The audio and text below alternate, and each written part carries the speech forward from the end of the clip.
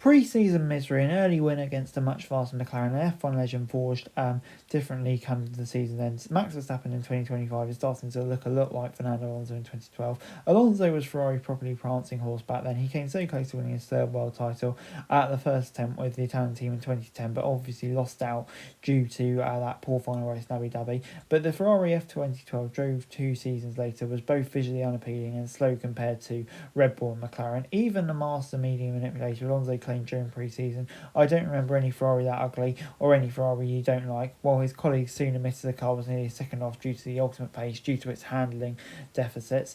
Yet after the first 2 races that year, he made the unloved car, the awkward step nose and all, a winner, and Alonso headed the point standing. Come the season's end, he missed out by 3 points, agonisingly close to that title, but throughout the year, displaying the rest of a subpar Ferrari to finishing positions it had little right to claim. His early Malaysian victory was magical, followed by that stunner at Valencia and another at Germany.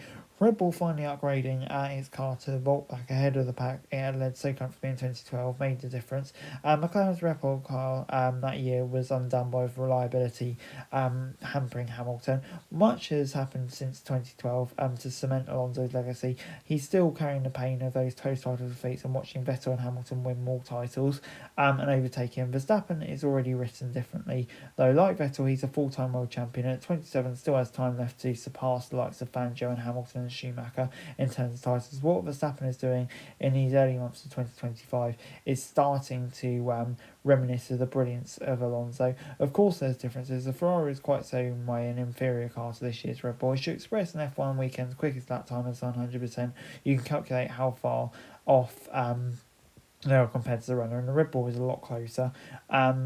About 100.1% and Ferrari 100.7%. So yeah, but the 25 Red Bull still has had to put out with a dominant car, and Verstappen can only play the circumstances in front of him. Right now, it's clearly a tricky car to operate.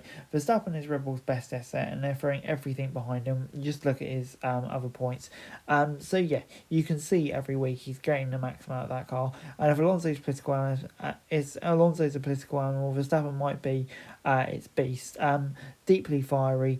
You can see that he'll play up for it. He won't back down to anything. And yeah, right now he's the fastest and most aggressive driver on the grid. The last aspect made the difference at Imola when we saw that battle of Oscar Piastri into the first corner. And even at Monaco, where Red Bull just didn't have the pace, he still came home with significant points.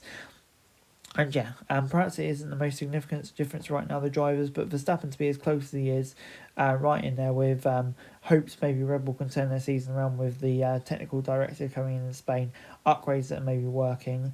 Yeah, if he can stay in the fight with Norris and Piastri taking points off each other, I could really see him getting in the fight, taking points off them, and when the Red Bull has the best car, he will undoubtedly take the win and potentially sneaking through the back door and winning a title. For me, it's beginning to seem very reminiscent of that 2012 title that Alonso just lost, but it does seem to be very similar circumstances, and could this time be a different outcome. So anyway guys, that's it for this video. Thanks very much for watching. Remember to like, share and subscribe. Follow us on our socials, link in the description below for daily F1 news, meme and content. Subscribe to our other channels on screen right now, that'd be greatly appreciated. Thanks very much for watching. Peace out.